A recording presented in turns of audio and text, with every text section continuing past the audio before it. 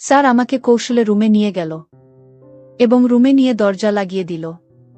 দরজা লাগিয়ে দিয়ে স্যার আমাকে বলল যে, জয়ন্তী, অনেক দিন ধরে আমার মনের ভিতর একটা কথা আটকে রেখেছি, কিন্তু আমি তোমাকে বলতে পারিনি।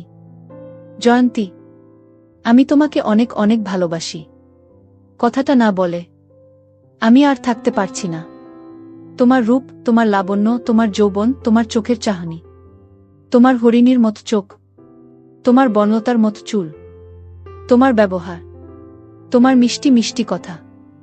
জয়ন্তী, আমি তোমার এইসব কিছুর মায়ে পড়ে গেছি। জয়ন্তী, তোমাকে আমি আমার হৃদয়ে, তোমাকে আমি আমার অন্তরে, তোমাকে আমি আমার মনের মণিকোঠায় কিভাবে যে স্থান দিয়ে ফেলেছি আমি তা নিজেও বুঝতে পারিনি। জয়ন্তী, এক কথায় বলতে পারো আমি তোমার মধ্যে হারিয়ে গেছি। জয়ন্তী, আমি যখন তোমার চোখের দিকে তাকাই তখন আমার কাছে মনে হয় আমি তোমার চোখের ভাঁজে হারিয়ে গেছি। স্যারের মুখ থেকে এই রকম কথা শুনে বন্ধুরা, আমি আর নিজেকে ধরে রাখতে পারলাম না। তারপর আমি স্যারের কথায় হলে, স্যার নির্জন রুমে স্যার মিষ্টি কথা বলে স্যার আমার সাথে এমন কিছু করছিল তাতে আমার দম বন্ধ হয়ে। বন্ধুরা, গল্পটি অনেক অনেক ইন্টারেস্টিং। আশা করি তোমরা পুরো গল্পটি শুনলে অনেক মজা পাবে। তবে বন্ধুরা, তোমাদের নিকট আমার ছোট্ট একটি অনুরোধ, তোমরা দয়া করে আমার চ্যানেলটিকে সাবস্ক্রাইব করে আমাকে সাপোর্ট করবা। হ্যালো বন্ধুরা, আমি অনন্ত। আমি বাংলাদেশের ঢাকায় বসবাস করি। আমার বর্তমান বয়স 30। বন্ধুরা, আজকের গল্পটি আমার জীবনে বাস্তব একটি গল্প। তখন আমার 20 কিংবা 21। পাবলিক বিশ্ববিদ্যালয়ের নতুন একজন ছাত্র। ভাবছি আমার বাবার পারিবারিক অবস্থা ভালো না, নিশ্চয় আমাকে একটা কিছু করতে হবে। ভাবতে ভাবতে আমার এক বন্ধুর নাম সৌরভ, তাকে ফোন দিলাম। বললাম, সৌরভ বন্ধু, দেখতে দেখতে তো ইন্টারমিডিয়েট পরীক্ষা দিয়ে বিশ্ববিদ্যালয়ে চান্স পেয়ে ভর্তি হয়ে গেলাম। তুই তো জানোস আমার বাবার পারিবারিক অবস্থা খুব একটা বেশি ভালো না।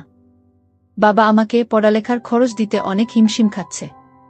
আমার বাবা সামান্য একজন দোকানদার। আমার বাবার উপর আমরা পুরো পরিবার। বাবা আমাদের পড়ালেখার খরচ দিতে অনেক কষ্ট হয়। এখন বন্ধু, আমি একটা চাকরি অথবা অন্য কিছু করে যদি আমার খরচটা চালাইতে পারতাম তাহলে আমার ক্ষেত্রে খুব উপকার হতো। কি করা যায় বন্ধু? একটা উপদেশ অথবা একটা পরামর্শ দাও।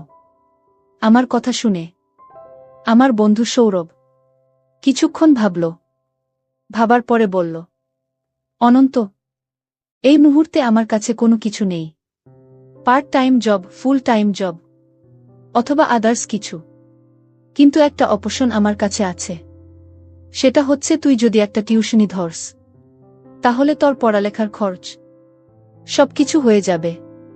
আর আমার জানা মতে একটা ভালো ফ্যামিলি আছে। সম্পর্কে আমার চাচি লাগে। চাচির মেয়ের জন্য একজন প্রাইভেট শিক্ষক খুঁজছেন। আজকে সকালেও চাচি আমাকে বলেছিল, সৌরভ, আমার মেয়ের জন্য একটা ভালো প্রাইভেট শিক্ষক দেইকো তো বাবা। আমি বললাম, ঠিক আছে চাচি, আমি দেখব নে। আর তুই আমার বন্ধু মানুষ, তোর যে মেধা, তোর যে রেজাল্ট, সবকিছু দেখলেই আমার মনে হয় চাচি তোকে তার মেয়ের জন্য প্রাইভেট শিক্ষক হিসেবে নিযোগ দিতে দ্বিধাবোধ করবে না। আমি আমার বন্ধু সৌরভকে বললাম, বন্ধু, যদি তোর মনে হয় সেখানে প্রাইভেট পড়ালে আমাকে মোটামুটি ভালো একটা অ্যামাউন্ট দিবে, যা দিয়ে আমার পড়ালেখার খরচ চলবে, তাহলে আমি তোর প্রস্তাবে রাজি। তারপর বন্ধুরা, আমার বন্ধু সৌরভ তার চাচির কাছে আমার ব্যাপারটা বললে। তার চাচি আমাকে দেখতে চায়। তারপর বন্ধুরা, আমি তার চাচির কাছে আমার বন্ধু সৌরভের সহযোগিতায় গেলাম।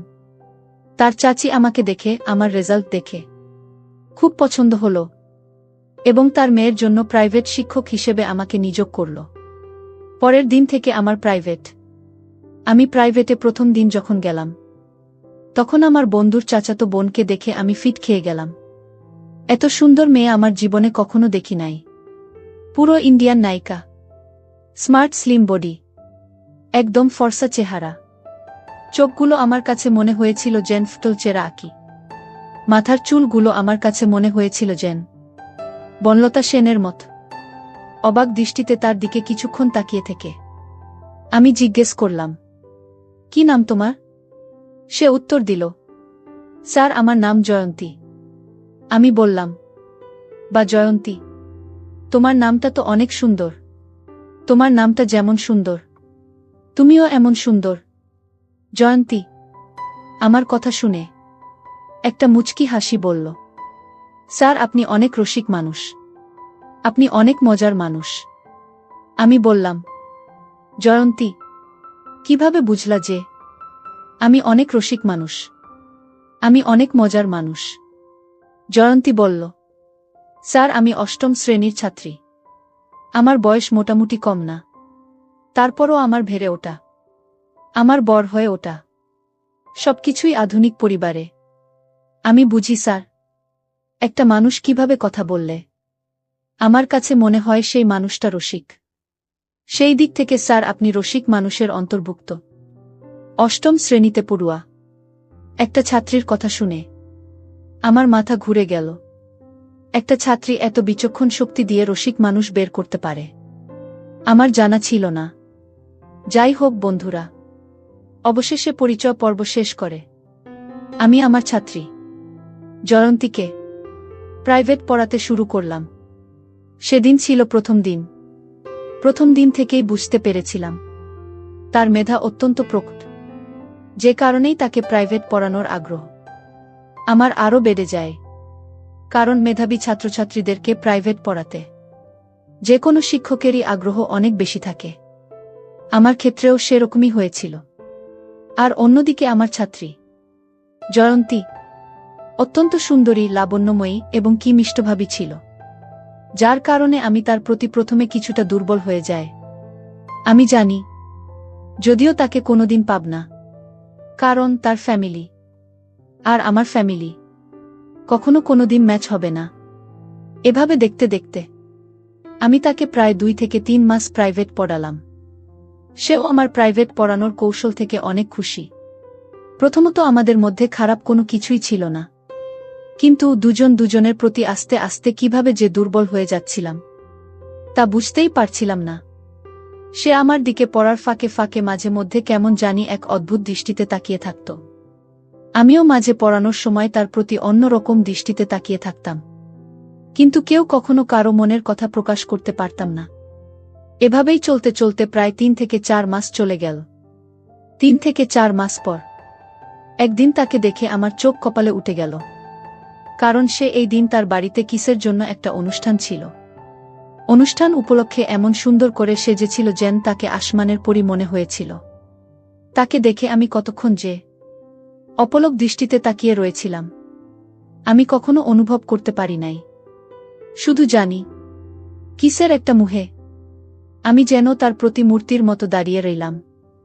আর মনে মনে ভাবলাম, কেন জানি মনে হয় সে আমাকে অনেক ভালোবাসে, কিন্তু আমার সামনে প্রকাশ করতে পারে না। আমিও তো তাকে অনেক ভালোবাসি, কিন্তু আমিও তো তাকে প্রকাশ করতে পারি না। জয়ন্তীকে ভালোবাসি এ কথা প্রকাশ করতে না পারায় মনের মধ্যে কেমন জানি একটা অস্থির অস্থির ভাব চলে আসলো।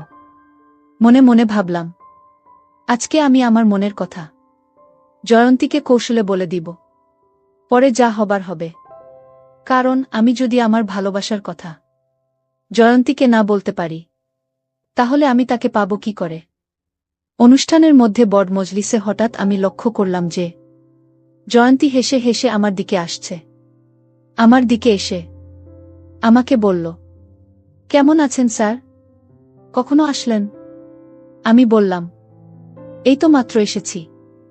তারপর আমি বললাম, জয়ন্তী তোমাদের বাসায় আজকে মনে হয় কোনো একটা অনুষ্ঠান আছে, তো তোমার সাথে আমার কিছু কথা ছিল। যদি তুমি আমাকে আজকে একটু সময় দিতে, তাহলে হয়তো আমি আমার কথাগুলো বলতে পারতাম।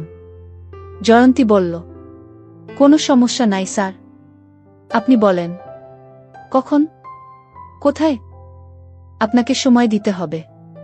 আমি বললাম, জয়ন্তী আমার একটা ফ্রি জায়গা লাগবে, যাতে করে তোমার সাথে আমি মন খুলে কথা বলতে পারি। জয়ন্তী বলল, ঠিক আছে স্যার, কোনো সমস্যা নাই, আমাকে কোথায় যেতে হবে সেটা বলুন। আমি বললাম, জয়ন্তী চলো তোমার রুমে যাব। সেখানে আমি তোমাকে আজকে কিছু কথা বলবো, যে কথাগুলো আমার মনের ভিতর শুধু ঘুরপাক খাচ্ছে, তোমাকে বলতে পারছি না। তারপর ভরা মজলিস থেকে স্যার আমাকে কৌশলে আমার রুমে নিয়ে গেল এবং রুমে নিয়ে দরজা লাগিয়ে দিল। দরজা লাগিয়ে দিয়ে স্যার আমাকে বলল যে, জয়ন্তী, অনেক দিন ধরে আমার মনের ভিতর একটা কথা আটকে রেখেছি, কিন্তু আমি তোমাকে বলতে পারিনি। জয়ন্তী, আমি তোমাকে অনেক অনেক ভালোবাসি। কথাটা না বলে আমি আর থাকতে পারছি না। তোমার রূপ, তোমার লাবণ্য, তোমার যৌবন, তোমার চোখের চাহনি, তোমার হরিণীর মতো চোখ, তোমার বনলতার মতো চুল, তোমার ব্যবহার, তোমার মিষ্টি মিষ্টি কথা। জয়ন্তী, আমি তোমার এইসব কিছুর মায়ে পড়ে গেছি।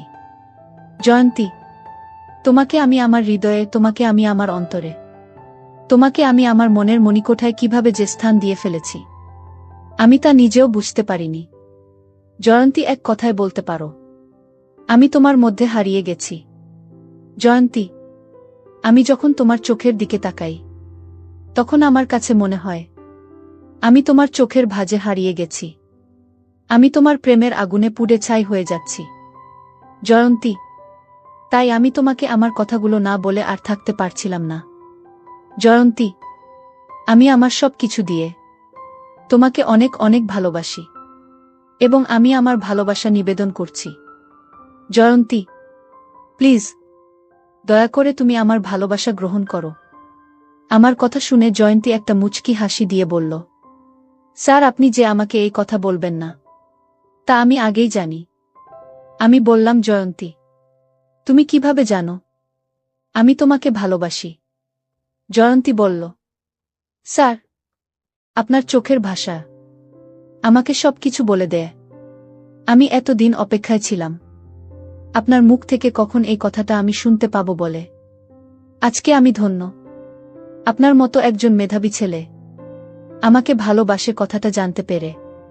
স্যার, আমিও আপনাকে অনেক ভালোবাসি, কিন্তু স্যার, আপনার আমার ভালোবাসা আমার বাবা মা কখনো মেনে নিবে না। তাই স্যার, আমি শুধু শুধু আপনাকে ভালোবেসে কষ্ট দিতে চাচ্ছি না। আপনি স্যার বিকল্প চিন্তা করেন।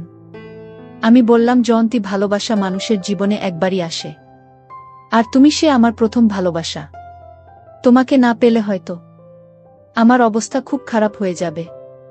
তবে জয়ন্তী, তুমি যদি আমার একটা কথা শোনো, তাহলে তোমার আমার সম্পর্ক তোমার বাবা মা মেনে নিতে বাধ্য হবে। আমি বললাম, কি সম্পর্ক? তখন স্যার আমাকে বলল যে, জয়ন্তী, তুমি যদি রাজি থাকো, তাহলে তোমার সাথে আমি এমন ধরনের সম্পর্ক করব যার ফলে তুমি আমার বাবুর মা হয়ে যাবে। তাহলে দেখবে তোমার আব্বা আম্মা এমনিতেই মেনে নিবে। জয়ন্তী, তুমি আমাকে কি ভালোবাসো না? তুমি যদি আমাকে ভালোবাসো, আশা করি তুমি আমার কথাটা রাখবে। জয়ন্তী, আমি তোমাকে চাই, জীবনে মরণে, শয়নে স্বপ্নে, সব সময় আমি তোমার পাশে থাকতে চাই। জয়ন্তী, প্লিজ না করো না, একটু সুযোগ দাও, দিয়ে দাও। তারপর বন্ধুরা একদিন স্যার আমাকে কৌশল করে বাসায় কেউ না থাকায় জীবনের প্রথম বসন্তের ফুলটা ফুটিয়ে ফেলেছিল। তারপর বন্ধুরা স্যারের সাথে আমার আর পারিবারিকভাবে বিয়ে হয়নি, কিন্তু অতীতের স্মৃতিগুলো আমাকে মাঝে মধ্যে খুব কষ্ট দেয়া। যাকে নিয়ে এত স্বপ্ন দেখেছিলাম, যার হাতে সঁপে দিয়েছিলাম জীবনের শ্রেষ্ঠ সম্পদ, সে আজ অন্যের, আমিও আজ অন্যের। বিস্ময়কর পৃথিবী, বিস্ময়কর মানুষ। অর্থবিত্তের কারণে দুটি মন আজ আলাদা, দুটি প্রাণ আজ আলাদা।